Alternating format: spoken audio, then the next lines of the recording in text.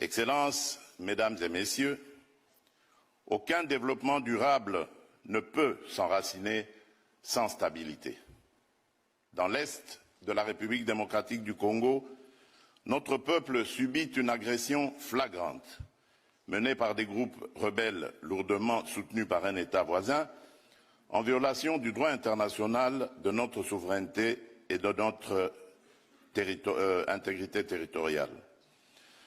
Et là, permettez-moi de m'arrêter sur cette question parce que mon discours avait prévu un plaidoyer et un appel à des sanctions contre ce pays. Vous avez deviné de qui il s'agit.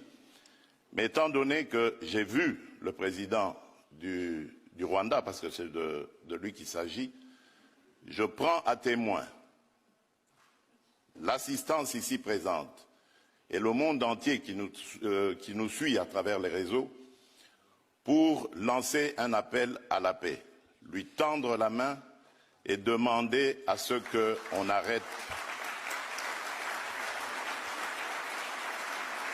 arrête cette escalade. Monsieur le Président, vous le savez très bien, depuis que j'ai été élu en 2019, lors de mon premier mandat, je suis allé voir tous mes 9 voisins, plus particulièrement le Rwanda et l'Ouganda, pays avec lesquels nous avions des tensions, pour vous proposer de travailler ensemble, de rapprocher nos peuples, nos communautés, pour le développement et le bien-être de celles-ci.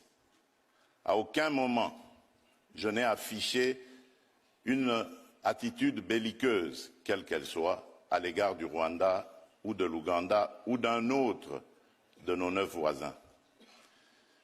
Aujourd'hui, nous vivons cette situation et nous sommes les deux seuls capables d'arrêter cette escalade.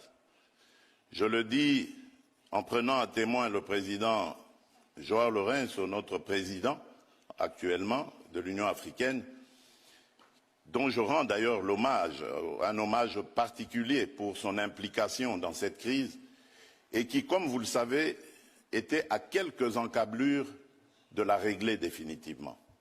Mais malheureusement, sans aucune raison, en tout cas je n'en ai jamais entendu jusqu'à ce jour, vous avez boycotté cette cérémonie alors que nous étions à 98% déjà de recouvrer une paix durable.